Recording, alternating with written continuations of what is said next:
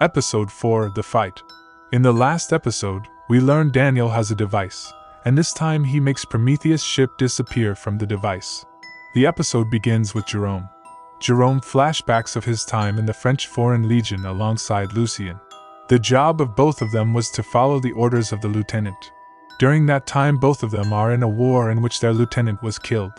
There was no commanding officer left, so Lucien wanted to take advantage of this. He wants both to disguise themselves as lieutenants, wearing their clothes. It will benefit them a lot and they will be sent home. Then they will be able to spend their whole life comfortably. But Jerome does not want to do this. If they are caught, will declare a traitor. When Lucien's suggestion to the desert was rejected by Jerome, he locks Jerome in a cell, steals the uniform of a dead officer, and leaves the medal with Jerome. It was the same medal that Jerome had kept in Lucien's room. Jerome's eyes open and he is currently in the same closed room in which the captain and Ramiro were also locked. Then Franz enters the room and takes Jerome and Oleg with him. Here we see that a lot of dead bodies have been piled up. He asks them to throw those dead bodies down.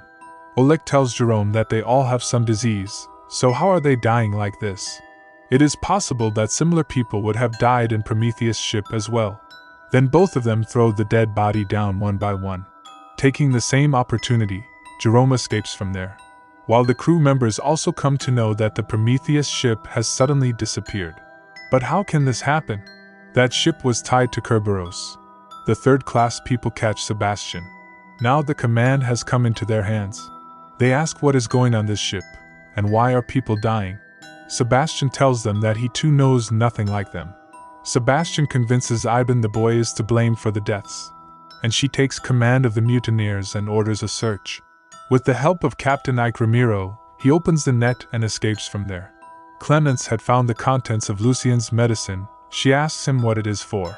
Lucien tells that he has seizures, so he takes this medicine. Because of the dose of this medicine, he is unable to satisfy her.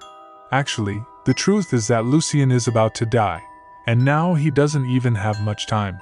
When he opens the drawer, he gets the same Legion of Honor medal, which he gets scared to see it. Ivan leads a search of Mora's room, but Elliot has disappeared. Locking Mora inside, they go to find Elliot elsewhere. Now everyone searches each room and locks in their own room. When they come into Angel's room, Angel asks Cresta what is happening here. Ivan gets to know from Cresta's eyes what is going on between them. Ivan tells Cresta, "I wish you were dead instead of Ada." Cresta was leaving when Angel holds his hand.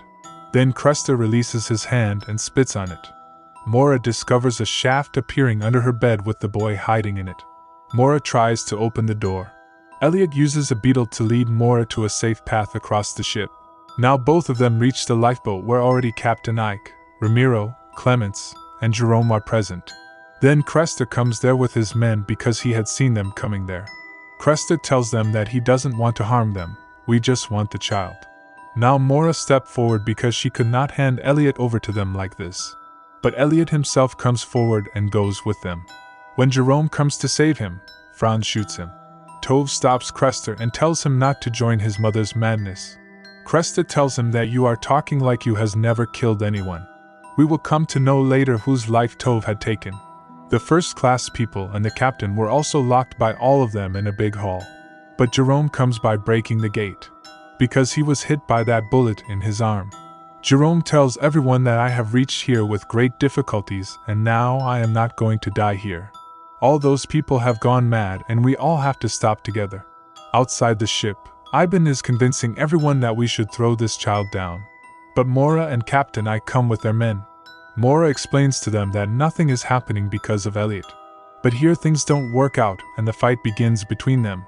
Mora is looking for Elliot, then she sees Ivan pick Elliot up and throw him off the ship. Lucien also arrives there and sees Clements with Jerome. Lucien drags Clements away, because of which the fight started. Ivan threw him down, so now the fight is over. Now everyone goes with their own group. The captain comes to Mora and tells her that now is the time to tell the truth. He confronts Mora with the document, which lists her as a passenger on the Prometheus. Only then a light shines from the cabinet there. Then the boy reappears on the Kerberos to shock loyalists, as he was then thrown overboard. It was impossible that anyone would have survived a fall from such a height. Elliot approaches Mora and hugs her. Episode 5, The Calling. Lucien tells Clemence the truth about how he already knows Jerome. In reality, he is not a lieutenant, and whatever land he does not own. Clemence was married to a common man. Tove comes to the captain and tells everyone that I will try to stop my mother Iben. Then a sound starts coming from the cabinet there because they locked Elliot in that cabinet. Mora goes to open it, but everyone there is refusing her to open that cabinet. When she doesn't agree, they shoot at her, but something happens here and suddenly everyone freezes.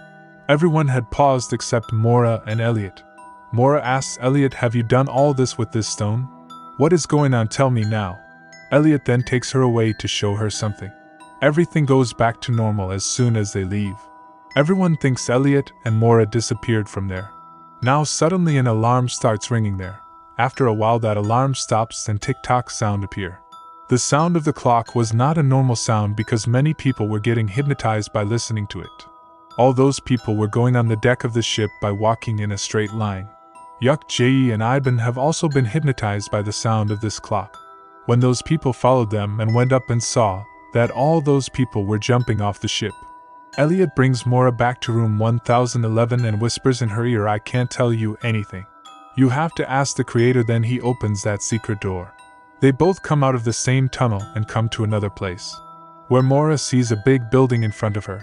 Daniel also follows them there and tells Elliot that you should not have brought her here. Elliot tells that we have never reached this far, but maybe this time it will work out. Daniel says, "I want you to stay here for a while. We have to stop all this before the ship sinks." The rest of the people on the ship start tying themselves with ropes to avoid the sound of that tick-tock.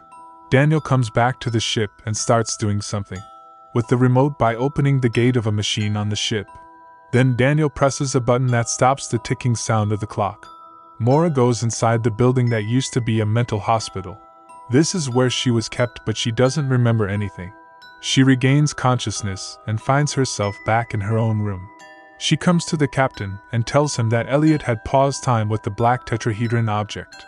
"I don't even know how he is able to do all this."